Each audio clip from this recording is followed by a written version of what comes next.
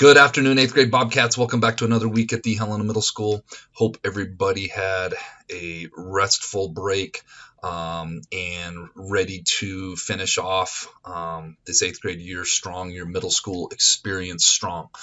Kind of on that note, going back to today's Bob lesson, which is brand new, this was inspired from the last time we were doing Stop, Walk, and Talk, and with the eighth graders. On each of the classes I did, I kind of got off on a touch of a tangent about 5 things that, using my training, using my knowledge and my education, and more so anything, using my experience of having done this career for over a decade now, and kind of following students and seeing which ones really make it and are successful and which ones aren't successful in high school, and seeing commonalities and seeing what they have in common and see what they don't have in common.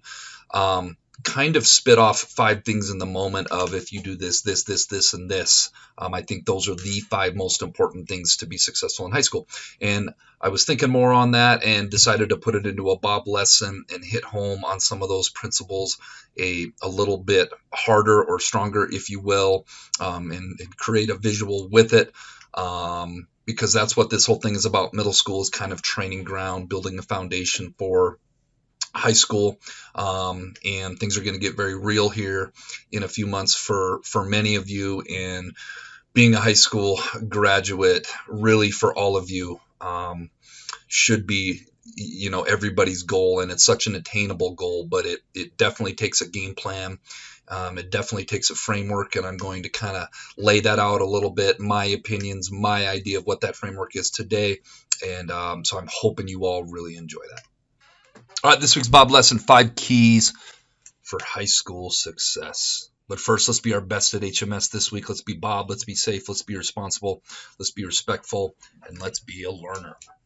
All right, first step is, and I really believe this more and more over the years, is community involvement and finding your community and finding a bigger part, whether that's a team, whether that's a club, whether that's an organization, finding a group of people that have a theme, whether that theme is volleyball, sport, dance, thespians, speech and debate, finding something greater than yourself to belong to. And as I watch students go on, I think one of the biggest things is, I think it's good for us as human beings to have accountability to something bigger than yourself. Life is hard moving forward. I'm not going to sugarcoat that at all. I'm just going to tell you how it is. Life is hard. And part of that is we need things to drag us along. We need reasons to drag our butts out of bed sometimes. And if we know that it's not just about us, it's about a group of other people that are counting on us, I think that can be very powerful. To do right and to make the right decisions and to avoid things like drugs, alcohol, vaping, to avoid getting into situations where we know we shouldn't do. A lot of times it's that accountability of having your community, whether that's your team or whether that is your thespian partners or whatever, your orchestra group, your choir group, that having them there to hold you accountable is really important. There was a statistic, and I wish I knew the exact number, but it is statistically proven that students who are involved in a team, club, or activity in high school are more likely to be high school graduates than ones that are not. That is why Helena High's whole thing, like HMS, is be safe, be responsible, be respectful, be a learner. They incorporate be involved. So finding your community involvement somewhere. The second is attendance. One of my favorite quotes is, sometimes the best ability in life sometimes is availability, right? You can have all the ability in the world, but if you're not there, that doesn't, all of your talent or your skills or whatever kind of goes by the wayside.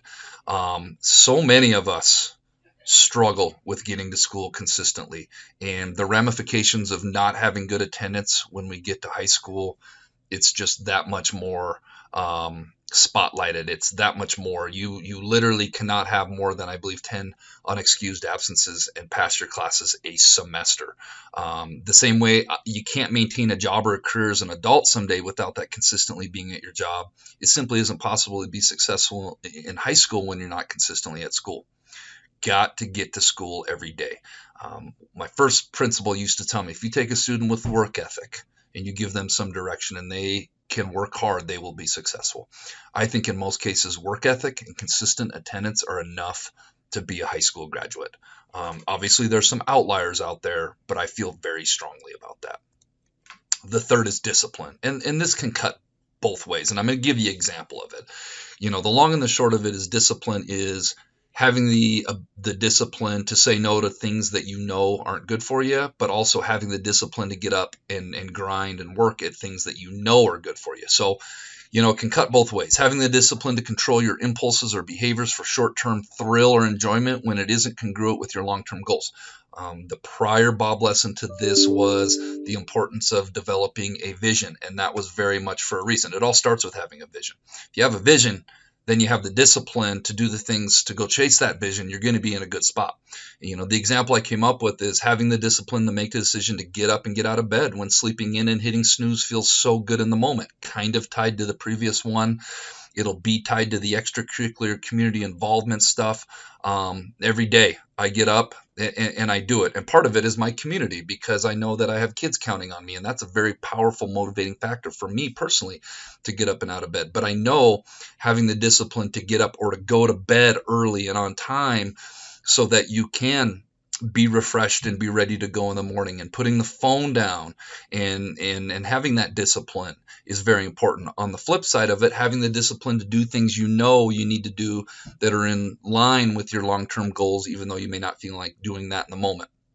And I got ahead of myself a little bit. That could be going to bed on time. That could be the example I give is skipping hanging out with friends when you know you have a big semester final to study for, or getting up and getting out of bed so that you can be a part of practice.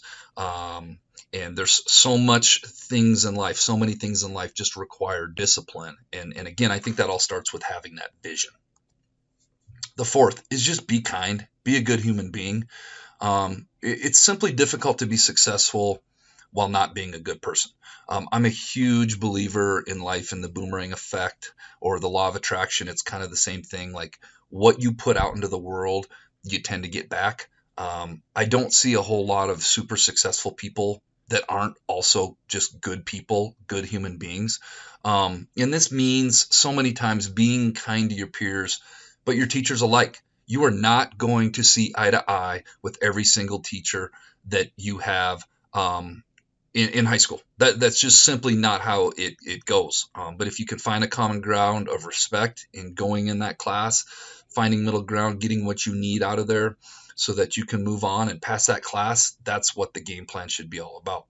And when it comes to peers, having friction and fighting with peers all the dang time, man, that just saps so much energy, so much emotional time energy from other important areas in life. I really believe that things get more serious when it comes to sports, when it comes to clubs, organizations, when it comes to school. It gets harder and things get more serious. So you have to make sure that your energy is in the right place. If your energy is constantly tied up in fighting and having conflict with others, it just creates that much more of an uphill battle. And I skipped ahead a little bit on this. Learning how to navigate classes where you have difference of personality and opinion from teachers, it's so important because we're all different in life. That's never going to change. I have differences of opinion and different personality than many teachers in this building. But I also recognize the importance of being respectful, being a professional, trying to understand them, trying to get my points across, and then finding a common ground that's good for all of us. So be good human beings. Can't stress that enough. And the fifth is check your circle.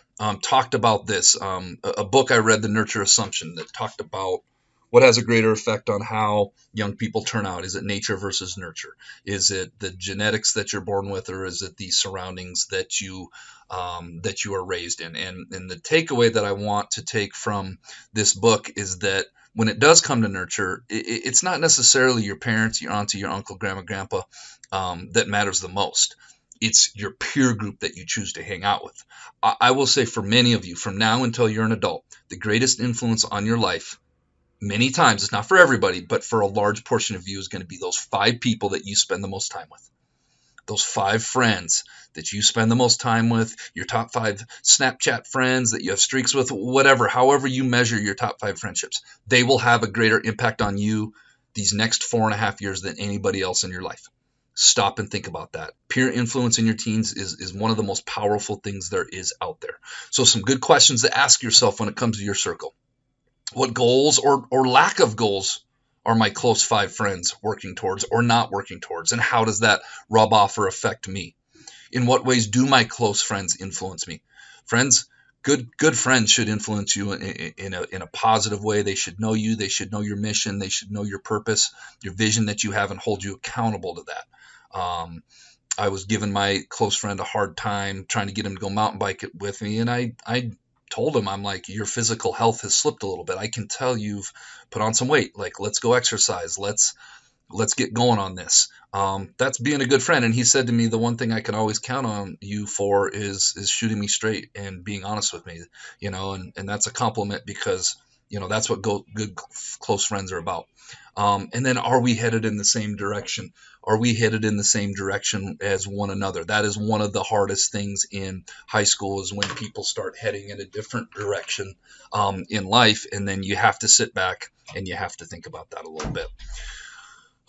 This week's quote of the week: with awareness, hopefully you all have a little bit more awareness now, comes responsibility and choice. Now it's your choice to decide if we're going to implement some of these things or not. All right, this week's Jelly Bean question of the week winners. There were not any. Apparently, maybe I made it too hard. The sequence of letters stood for seconds, minutes, days, weeks, months, and then the answer was years, which would have been why. All right, let's give this week another go. A little multiple choice action. Got a 33.3% chance of winning if you participate this week. Which of the following occupations becomes a different occupation when you remove one of its letters? And what occupation is that? Is it a doctor, a scientist, or a banker? If you think you know the answer, get your answer in by the end of the week and tune in next week. All right, Bobcats, let's make it a great week at the Helena Middle School.